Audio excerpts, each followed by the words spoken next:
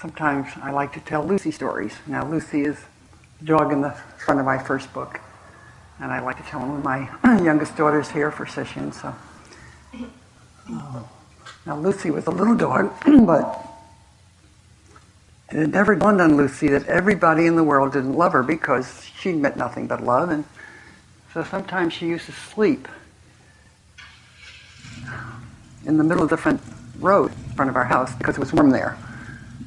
So she would fall sound asleep in the middle of the road, and of course the cars would come up and stop and honk, shout at her, and of course she'd raise her head long enough to wag her tail at them a little bit, and then she'd go back to sleep. It had never dawned on her there was anything in the world that would oppose Lucy. So it's a nice way to live. She lived till 22, so I always said, why would she give this up? You know what I mean? You wouldn't know me. I waited on her hand and foot. And when it came time, Lucy was pregnant, when she was going to have puppies, there was great worry in the family because I didn't think she was all that smart up here. I thought, what on earth? She's going to have all these puppies. And who will take care of them? Well, of course, Lucy had the puppies, and from the first moment, she was the most skilled, thoughtful, perfect little dog mother that you could possibly imagine. The puppies thrived. She knew her job from the day one. And I'll bring this all up, of course, for a reason. I mean, Lucy's an example of the native, some people call it love intelligence, that runs through everything in the universe. Trees, rocks, people. And when we're in touch with it, there's no problem in our life. But human beings are not usually in touch with it. So I'd like to use the example. It's a little book I read recently that's useful in some ways. And for the ego-centered state that we love to be in, they use the term being in the box. Being in the box. And for human beings or living things, you can either be in the box or out of the box, which is the freedom and the state of being run by love intelligence. There's just no problem in the universe there. But we don't do that. We love to stay in our box. And what does the box look like? I'm saying it because surprisingly enough, some of you don't quite know what it means to be stuck in the box. It's a state where you view yourself as a person surrounded by a universe of objects, people that you can manipulate or try to manipulate for your own benefit, or so you think. And it's a state of being critical of yourself and others. It's a state of blaming constantly. And the more you do it, it feeds on itself. The more you blame, the worse everything seems to look to you. It's a time of tension, of course, and trouble for ourselves and for anyone who happens to cross our path for things. And we all do it. I don't know of anyone, including myself certainly, who doesn't get caught in the box. The question is, how much and for how long? And how much of our life do we spend out of the box? Now, I'm just saying all this because it's very hard, particularly when you're fairly new at practice, to get it straight as to what practice is. Practice is moving over lifetime from the box to freedom. And we never quite make it, but there's a big difference between having, say, 90-95% freedom and having a half of 1%. All of practice, all the things we talk about, all the techniques are designed to assist us in moving out of that box. We don't want to move out of it. That's who we think we are. We fear if we move out of it, I don't know what we think will happen. But we do that. And all the techniques, all the things that I cook up and other people cook up are designed to begin that movement out of the box through what? a very definite something through experiencing, I guess is the word I use the most. Moving out of the box where we think, and we move into experiencing. We don't want to do that. We do it briefly and turn away from it. It's frightening to us. We say it's boring. I say listen to the traffic. Really, really, really listen. Don't miss it. It's wonderful. It's like that distant roar of the ocean. It's always there.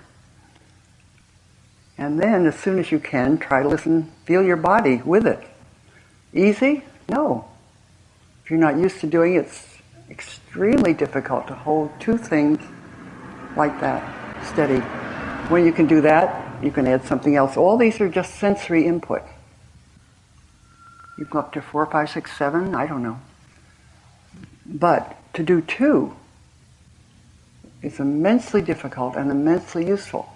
As you do that, just trying to hear the traffic and not being tense, but really feeling your body, see, with no thought, just doing that. The ego-centered self, since you're not thinking about yourself, you're totally on what is really yourself. See, this sensory pulsing universe is who you are. The ego-centered notions begin to diminish slowly, slowly, slowly, slowly, slowly. I didn't say completely. And this is like a path that leads you into what? If you come out of some good sitting like that, you may meet somebody that habitually you don't like very much and, oh, hi, they look good. You're beginning to be caught. Since this is life itself, if you spend enough time there, the experiencing I'm talking about, it begins to catch you, see? What is it that catches you? Call it love intelligence, there are no words for it. See, this is deeper than anything we can think or imagine. When we stay in this place of experiencing, it begins to catch us. We catch hold of it, it catches us. When we come into this space, at first, maybe just a little bit, and then we plunge back into the ego-centered space, back in the box. When we come out of the box, we're just different. How can I say it? It doesn't mean, when I say you're a loving person, I don't mean mush, mush, mush. A loving person can be very stern. But since other people always know what we think and feel, if, say, you're a teacher, a therapist, or somebody who deals directly with the problems of the human race, you can be very stern in that space, and people will hear you. If you're stern and you're angry and resentful towards somebody, they won't hear a word of anything your time. There has to be that something. It's nothing mysterious. It's just being yourself, really, like Lucy. Lucy didn't think very much, so she didn't get caught too much in whatever an ego-centered space would be for a dog, maybe wanting your bone, I don't know. But human beings, left to their own devices, build that state up from the time they're 1 year old. They can rapidly assess things in a way so it seems like there's me and there's the world out there going at me. They get it wrong from the beginning. So we have a very difficult time in moving in this way I'm describing. That's what practice is. From the box, the ego-centered space, moving into experiencing, which begins to weaken the ego-centered, and we begin to some degree, it may not be complete, to merge into a very different way of being. Now, if you're a teacher, at least when you're teaching, you should never be more than 5% out of that box, and hopefully not at all. Otherwise, nobody will listen to you. So take your wise words in and throw them away. They can only hear it when you love them. If you have fellow workers, you want them to do what you want them to do. They're not going to do it unless what? It's obvious. So the whole course of practice, I'm dealing with this in very general terms today, is moving, again, the box into this experiential state, which eventually will catch you to some degree, and with no effort at all, you emerge in time into that at least less self-centered space. Call it out of the box. Once you're not self-centered, you talk to somebody, you can be disagreeing with them, it can be quite an argument, but if it's loving, there's a current that begins. See, when you teach, it isn't just that the teacher teaches the student. No, that's not it at all. See? It goes out and it comes back. And it goes out and it comes back. It's healing for both parties. Any human action should be like that. Reaction between people. It's just, when it happens, everything becomes easy. I was telling somebody about years ago when I worked in a big company, and just a very big, nasty, furious, obnoxious man among these people. But when I'd enter a room, see, whenever I met him, whenever I go by, I'd say, "Hi." Whenever I'd enter a room, he was way over here. He'd been making his way through the crowds. So when I went by him, I had to do what? Hi.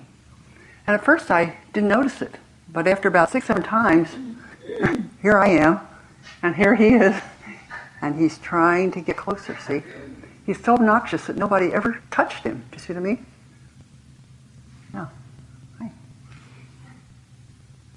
Now, if I had wanted something from him business-wise, I would have had a good chance of getting it, because there was something there. There was a current that was already moving. So if you wonder why things don't work with people, that's why they don't work. You can take all the courses you want in how to get along with other people and how to communicate and how to talk in a certain way.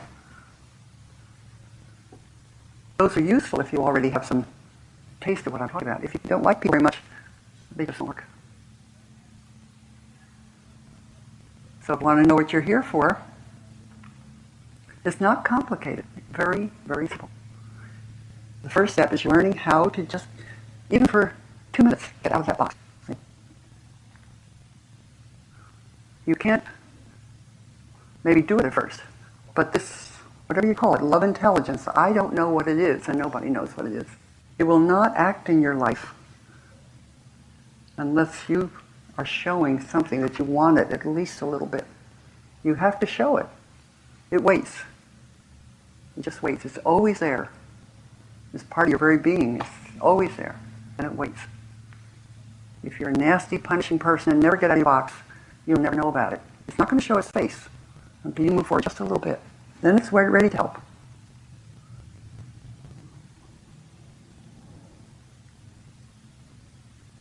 Practice is the simplest thing in the world, and very, very difficult. See, I don't mean to sound self-centered, but when you have a steady pain that's fairly sharp, the human desire is what? Oh, poor me. Why did these things happen to me? Right before a session. Oh, this is too much. Easy to do that. But from years and years of experience of turning the other way, you feel the pain, but you turn immediately to what's in front of you. No problem. I was saying to Brenda, I don't think I've ever been as happy as I have during this session. It's so wonderful. I have all these people come and see me. I get to look at them and to feel what their life is. That's not something special. That's being out of the box. It's not some miraculous thing. And I can go back in the box. I don't stay there very long anymore. But the ability to be able to turn away from your self-centered problem into where you will be genuinely taken care of. See? Every student that comes in takes care of me. And of course they take care of themselves. It goes back and forth, back and forth, back and forth. This developed easily, quickly? No. See, this has been a great blessing to me. A great teacher. It may or may not go away. I don't know. It doesn't matter. It's so obvious when you have it what you have to do. It's not complicated. It's so simple.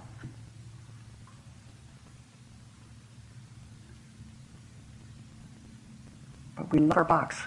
Giving this very brief story Since you're not Lucy, I'm sorry you're not. I'm sorry I'm not. She didn't have any doubts.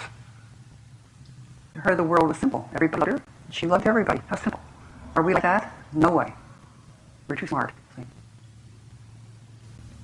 Now we can keep our smartness for practical things, but we have to work and work and work for the ability to learn to move out of the box rapidly. See?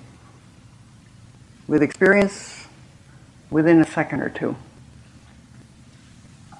With no experience, a whole session, 7 days maybe sometimes. In daily life, maybe weeks.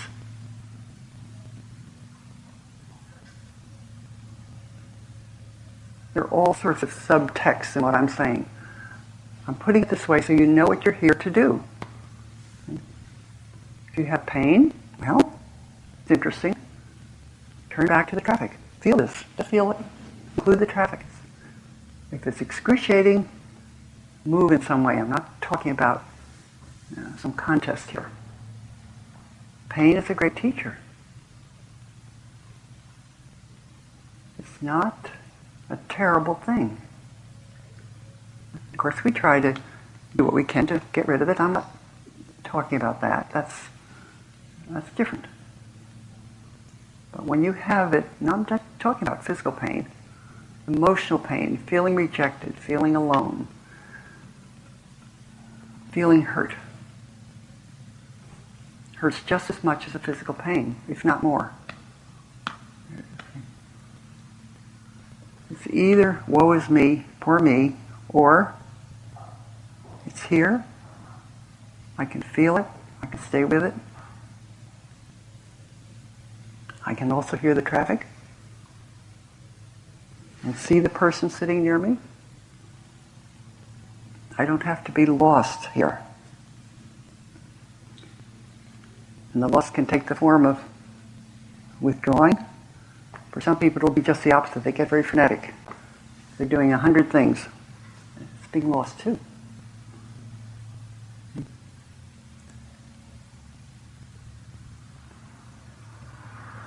So it's a very short talk. It's all I really can do. But I take questions. Now I want to see if that's clear what I'm saying. I don't know. When you give a talk, you never know if it's clear to other people. Joko, to clarify your pain or any pain, you have pain in your face, and the being in the box part of the pain is the resentment of it. The resentment. This is a hideous pain. I wish it would go away. Oh, here it comes again. All of that. I do it too. I do that too sometimes. Yeah. So there would be that's the self-centered and part of it that's in the box, but then what you're suggesting when we practice with this would be to experience that pain as it's in all its physicalness and include everything else. See, it's just a sensation. And that's that's sort of the popping. Yeah, and when you do that and can do it, somehow, as I say, this love intelligence kicks in. We don't know what that is, but it's so obvious that we can talk about it, but we don't know what it is. That will take over at some point. See? We can go back in the box just like that. That's why you're here, for the training, see? Doesn't mean you'll succeed. When you try hard enough to really hear that traffic, see? Not, oh, I'm hearing the traffic, and yeah, I wish that, blah, blah, blah, blah. Really hear it, see? Really feel your body and the breath. Then, once again, there's the attempt to really listen to whatever you listen to. It doesn't have to be traffic. I just like traffic because it's always here. At least where I live. And it could be anything. If you live in the woods, the rustle of the trees, the birds, it's always something. And of course the body is always here, but don't just do the body. You tend to get quiet like this. It has to be this and something else, more spacious. It's harder. You may not succeed at all, but obviously you can succeed. That's what you're here to do, not something else. Not to have insights. They'll flash in and out, fine. Take note of them. You're here to weaken the ego structure. Enough that you can move at least somewhat out of the box.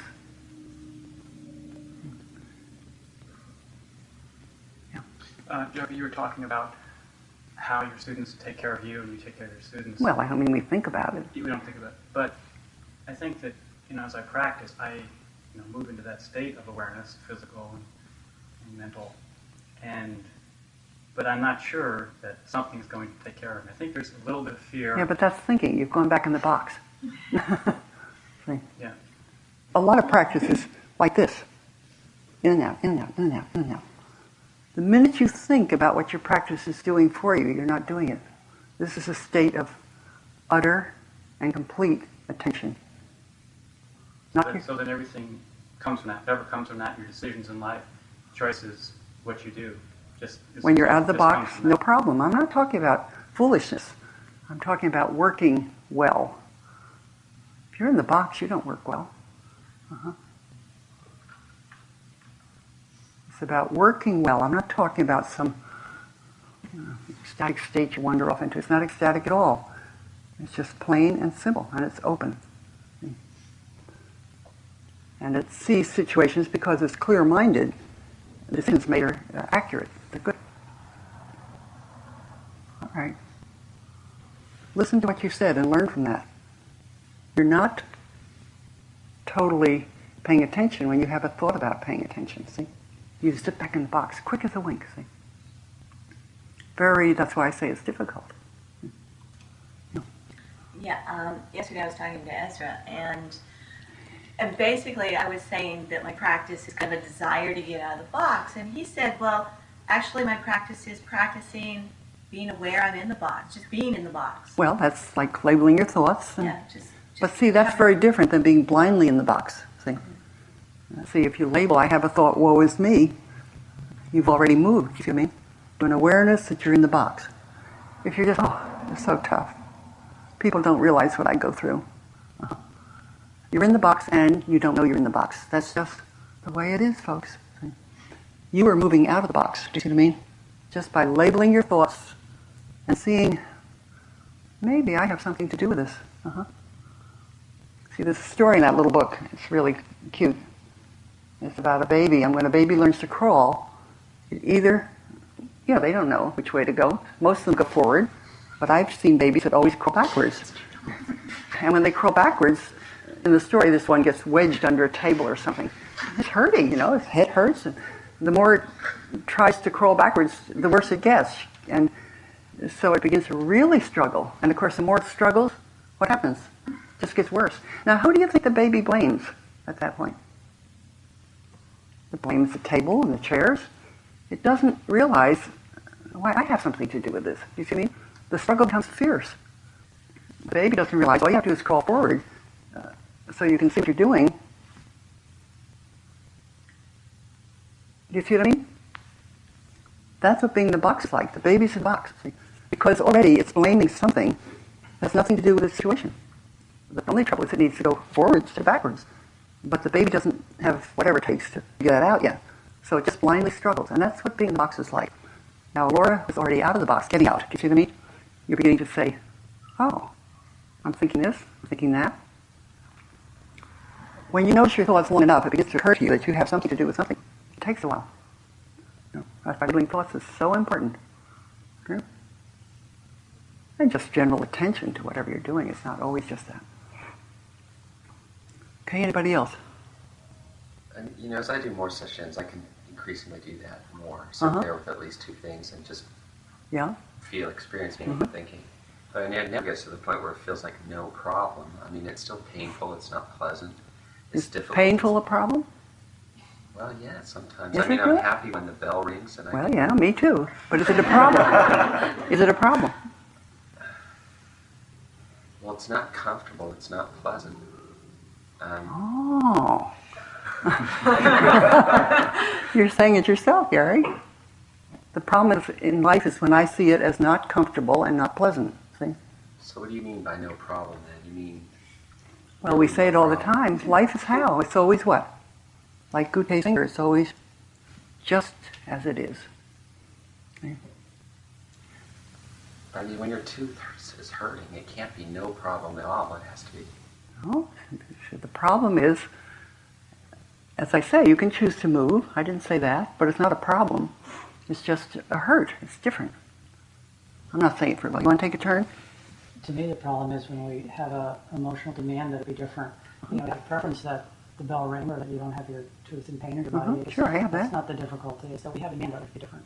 And it's Yeah. a problem when it's not demand anymore. There really can't be equanimity within that. Yeah. Within the pain. And within not wanting the pain to be there. There's still equanimity in that. It's like your attitude towards the pain. Sure. Because life is just as it is. You're never going to change that. It's just as it is. At this second, it might be different in 10 seconds, but right now, it's just there. And if any attitude at all, it's just a waste of time. But we're human. I'm glad when the day's teaching's over, if anyone wants to know. Yeah, I'm glad when it's over. But when I'm doing it, that's where the training is strong. So you just do it. There's the pain, there's the freedom. There's the pain, there's the freedom. I'm not wasting time here or even here. It's just coming and going. It's really an absence of an attitude. Okay. It's still not clear to you, I can tell, but we can fight, okay? All right. Yes. Yeah. I'm a little confused about this, the talk about it's not a special place when you're out of the box. No, In it's that- just life itself. But it seems like there's times when I've been able to hold several things and it feels very wonderful. It doesn't feel like it's just, oh, this is normal or this is not. It's wonderful, but when you're in actual real life, say running a busy business or a laboratory, it's one problem after another, but they're not problems. Why? It's just life as it is. Yeah, you just deal with them as best you can, maybe not perfectly, but the emotional pull of all that I'm doing well or they're not doing well, is at least largely missing.